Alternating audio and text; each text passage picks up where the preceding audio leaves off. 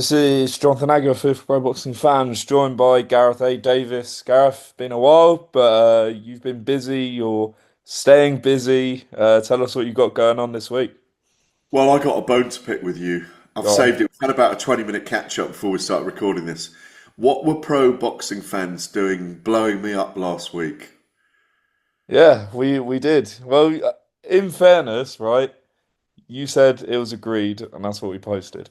Yeah, no, that is what you You put. didn't I say it's said fine. I said signed first of all, slip of the tongue. Hmm. Fury and Joshua signed on the broadcast. We were having a generic chat about what was going on in the heavyweight division at the moment. Alexander Usyk, Tyson Fury, Anthony Joshua. I said signed. Obviously, it's not signed. I know that. Hmm. But agreed. But the truth is, I didn't know. And you're in the fight game. You've got skin in the game. We all know that they're working towards Tyson Fury and Anthony Joshua fighting each other. And behind the scenes, they've agreed that they want to make it happen. And that's all I meant, really. But because I'd just been to see Tyson Fury in Thailand, and this is what wasn't on my mind, this was the dark part of my mind that wasn't operating very well. Since what happened to Anthony Joshua with that horrific car accident with his friends dying, something did move backwards in terms of them agreeing to fight. And Eddie Hearn made that explicit last week as well. And I found myself in the middle of I was thinking, oh my God, I didn't mean it to make news like it was breaking news at the time. Because we all know they're heading towards fighting each other. They almost will certainly fight each other this year or early next year. Yeah, it was a bit of a shock suddenly that it kind of spread like wildfire, that story that, they've signed. It's like they'd been around a table. It was being reported that they'd sat around a table and signed it. I was getting flack from Eddie Hearn. My phone was blowing up. It's just one of those things that happens sometimes. Again, it shows that a slip of the tongue can, cause a lot of misinformation, Hmm. misreporting. My mistake, obviously, to say signed. You just said agreed. Um, yeah, it's old news now anyway, isn't it? But What it did will be new news again because they will fight each other. what did Eddie just say? It's not true, Gareth, or like, He was texting me saying it's not signed. yeah. I said, no, I corrected that on the broadcast within about a minute. He said, it's not even agreed. Nothing's agreed. I went, fine, okay, not an issue. And then he explained it in a couple of interviews he gave after giving me a lot of shtick, that the scenario, he said, if you listen to him, he said, we were talking about making the fight happen late last year. But then obviously the accident happened and it changed the course of things for Anthony. So they're resetting and they're going again. But they'll be fighting each other in my view. Well, I did speak to Eddie on Saturday after Lidard's fight, and he said that Joshua is likely to have a warm up in July. Do you agree with that, or do you think he should just go straight into a Fury fight if it's available? Well, there's two schools of thought here, and this applies to Tyson Fury against Arslanbek Makhmudov. And I know you've seen the interview that I did with Tyson in America, in Thailand, where he's saying, "I really need to prove I'm fucking 38." He says, coming up, I need to prove something in this fight that I've still got the legs. Now, if he labours to a 12-round victory over Arslanbek Makhmudov, a lot of people will be putting Anthony Joshua ahead of him in their fight when they eventually do meet. And at one time, you'd have said that Tyson Fury was capable of boxing the socks off Anthony Joshua. It's becoming a much closer affair the whole time. And Joshua, his last opponent was Jake Paul, and that was when was that? December last year, was it? When we were out Yeah. there. Yep. I think he needs a proper warm-up fight, but there's all kinds of things that can go wrong to stop those two getting in the ring. Makhmudov could knock Fury out. We don't know what's going to happen. Joshua could look poor against his next opponent or have a banana skin opponent. So, listen, we'd all prefer them just to fight each other next. But if Fury's having a warm-up, Joshua will have a warm-up. I spoke to Rico Verhoeven probably about a month ago now for the cover story of Ring magazine in May, and he was saying he was definitely signed to fight Anthony Joshua in March this year. Mhm. But obviously, Anthony had taken the Jake Paul fight at short notice. And that's how Rico's fight with Usyk came up because he was looking for an alternative. Because obviously, Turkey Al Sheikh's become a fan of Rico Verhoeven and his work in the kickboxing world. So there's a lot of moving parts there, as there are in the whole tectonic plates of promoting at the moment. You haven't been around as long as I have in the game, but it's very, very interesting. The closing of this era, I know we got Moses this weekend, Moses Itauma. The closing of this era with those three big names we're talking about, Usyk, Fury and Joshua, probably all with 3 fights left each, if it works out properly. The emergence of Moses, and the promoters all locked in now on different channels. MVP, Jake Paul, and Zuffa Boxing and Dana White locked into Sky Sports. Who could have predicted that late last year? I mean, like you, I know, I'm sure you knew this, there were talks going on in the background. Bob Arum and Top Rank linked into DAZN, so we've got 4 of the major promoters in the world on there, making DAZN very powerful as a platform, in my view, right now. So, not to mention all the other things. Like I was working Darren Till's Guerrilla Promotions yesterday. Great fun that is. That's on DAZN as well. You got some of the bare knuckle events on DAZN. It's really interesting what's going on at the moment. I mean, Eddie was kind of playing down the sort of, the impact that Sky has with, Zuffa being signed to them. And he basically, as you'd expect, was saying that DAZN is where people go these days. But, how important is it or how significant is it that Dana White's got the Sky deal? Well, people are going to DAZN now. I really do think it because I do think it's a very powerful entity with Frank Warren and Queensbury on there, with Eddie Hearn and Matchroom, with Oscar De La Hoya re-signing for several fight nights anyway. Golden Boy on there, Top Rank and Bob Arum on there now. Todd DeBuff coming out and giving an interview with Ariel Helwani last week as well, which I thought was very, very interesting. The Sky Sports is a very powerful news entity, and it's got Sky Sports News. But the unless for me, big names like Jaya Pattaya is a big name in our world, but he's not a big name in the Sky Sports News world. So Sky Sports News is very powerful when Ricky Hatton was fighting Floyd Mayweather and Manny Pacquiao, when Anthony Joshua was in that kind of huge diaspora of change, bringing that diaspora of fans, sorry, from around the world to his building resume. The crossover fights for people like Carl Froch and all these other guys, the end of Calzaghe's career. When they were household names in the UK, Sky was very powerful. But some of the names that Zuffa is signing and bringing to the Sky platform don't necessarily. It's quite a domestic sell, isn't it? It's not a. Yes, it's a great machine, but you need the right personality signed in order to do it. Conor Benn being one, he will be news on Sky under the Zuffa boxing banner.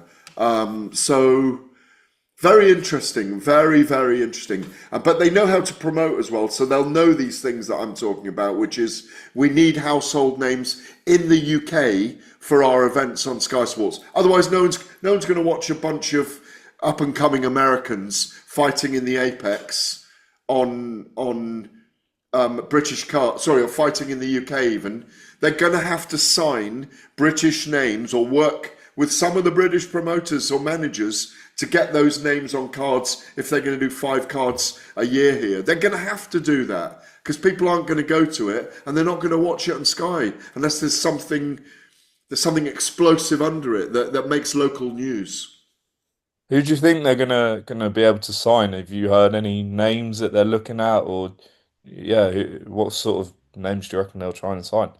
No, and it was complex, wasn't it, when it was announced a couple of weeks ago that Spencer Brown and Goldstar would be the promoters of April the 11th on the card at Spurs with Fury and Makhmudov and Conor Benn and and Regis Prograis. So, and apparently I've got the rule book wrong over this with Eddie Hearn, because I said I couldn't understand why Eddie Hearn was saying he's going to look at that in a legal scenario. Um, I made comments, and apparently Eddie was unhappy about those comments, that I've got it wrong. But I don't.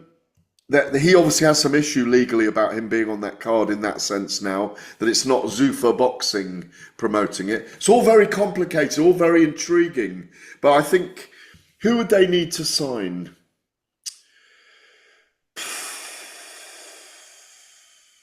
They could bring a Ryan Garcia over here against a Conor Benn. That would be a big event.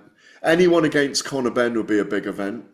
Um, Eubank would be a decent name. The Smith brothers, Liam or Callum.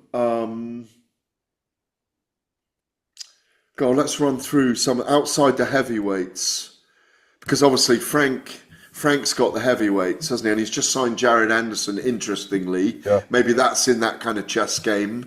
Something going on in that chess game. I'm trying to think of Hamza Shiraz. Again, he'd be one. Hamza Shiraz and Chris Eubank on a Zuffa card in the UK would do numbers. Do you agree?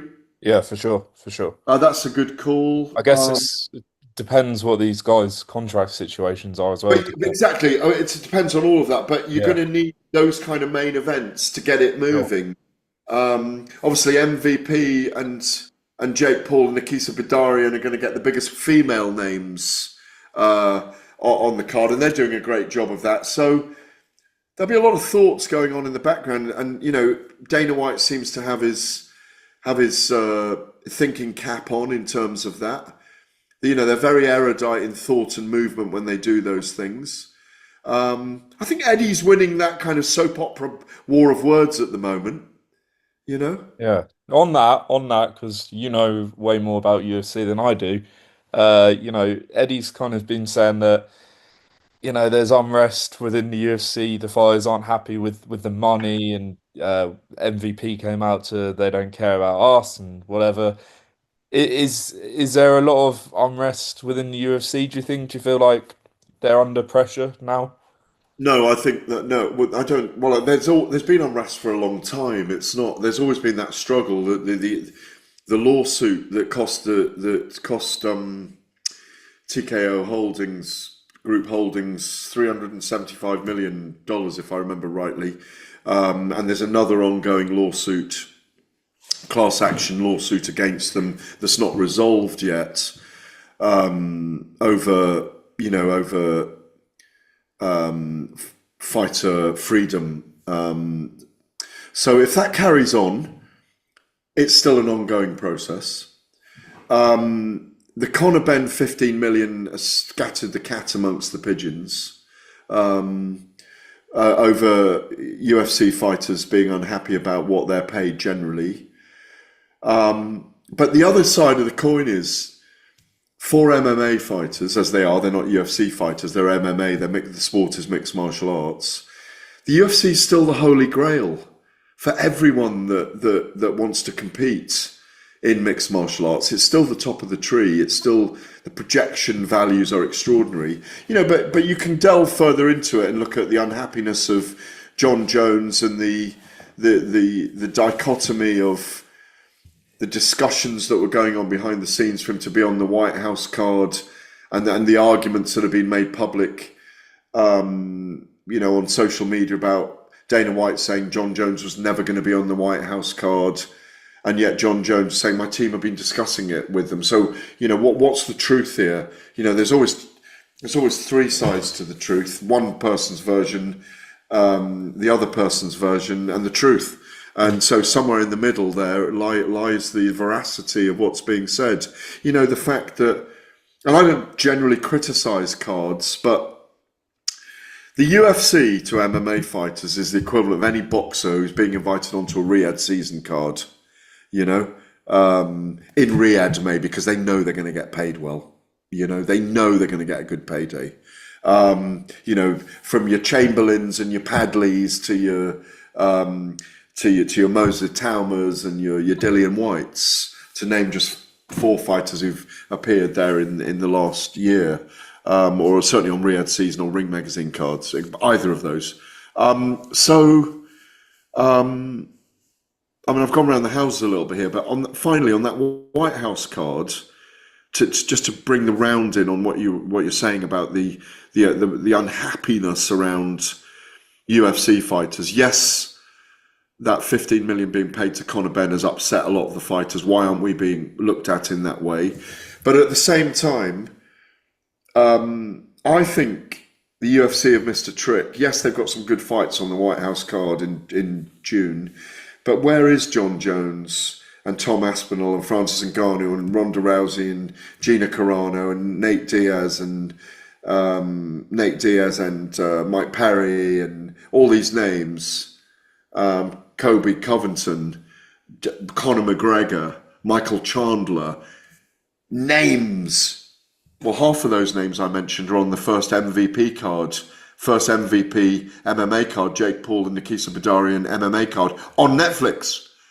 So everybody's fighting, everybody's battling.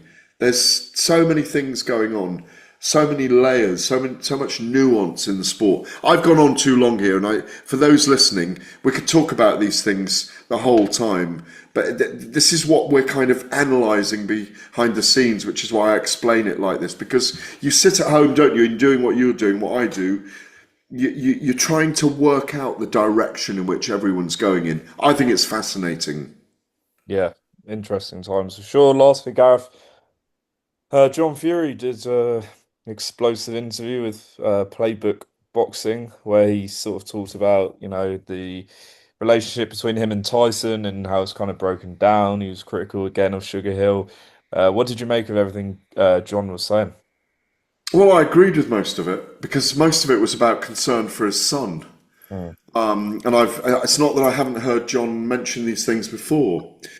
He's been wanting Tyson to stop boxing since the trilogy fight with Deontay Wilder. Obviously, he was a part of the first fight with Alexander Usyk. He was in the corner. We had the headbutt incident. We were very close to it at the time. I think you were up there on that mezzanine. No, I wasn't there. You weren't there, no. I mean,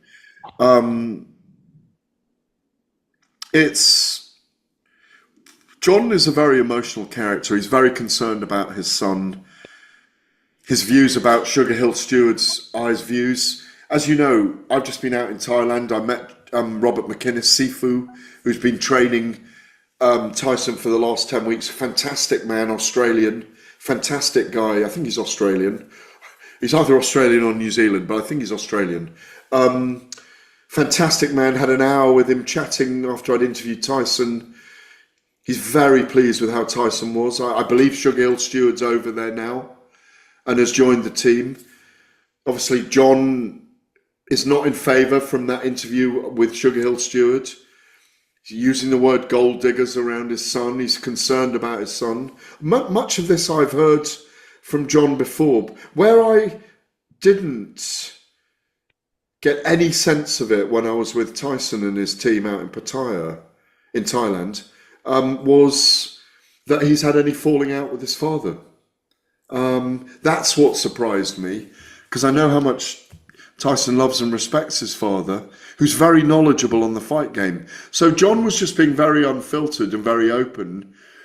And yeah, it didn't surprise me in the slightest. It was just that he and his son are perhaps not getting on was a surprise to me.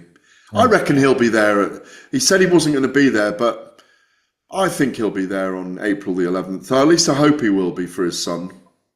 Yeah. Gareth, appreciate your time.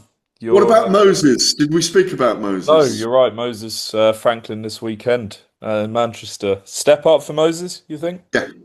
A step up in name and projection. Franklin's never been stopped. He's been 12 rounds, but lost. His only two losses were I think in 24 fights. He's still only 32, so he's not an old man. He's only two losses on points to Dillian White and Anthony Joshua.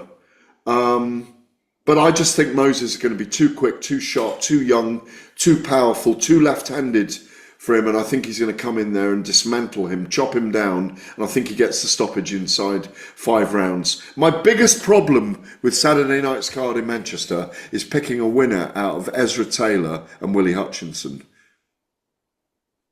That is going to be a brilliant fight. They've been waiting to fight for a while as well. Yeah. They got a I, I 7 year grudge. 1 minute I think Ezra Taylor's going to do it, but then I think Willie Hutchinson's going to be too tricky for him. I Mm. think Hutchinson with a sneaky points victory. We will see, Gareth. Plenty of boxing coming up in April, so yeah, we'll be speaking, I'm sure, a lot. But you're I off. will see thee week after week. Yeah, you're off to the States for BKB this week. So yeah, enjoy that. Victor Ortiz signs to BKB. You're too young to remember that when he headbutted Floyd Mayweather and then got knocked out by a sucker punch as he was trying to make it up to Floyd. Bang! Were you there? You at the fight? I was at the fight. I was indeed at the fight. Yeah, I was. And round Victor a long time. Vicious Victor Ortiz, star actor in The Expendables as well. Great character. Can't wait to see him in New York. I'm doing interviews at the press conference. Kind of. I think Big Mo's presenting. I'm co-hosting with Big Mo at BKB Media Day in New York on Wednesday, and then off to Foxwoods, Connecticut, where I think you know these guys. Ash Williams is fighting for a world title, and Alex Wilson's fighting for a world title on that Connecticut card. So yeah, really looking forward to it. But I'll have half an eye on Saturday on later on in the night with Moses. Well, in the Won't afternoon. clash. Yeah. Will it clash? No, you should be able No, to. I'll be able to There see that in the afternoon before I go to work. Yeah, yeah. you go. All right, Gareth. Appreciate your time. Always a pleasure. Cheers, Jonathan.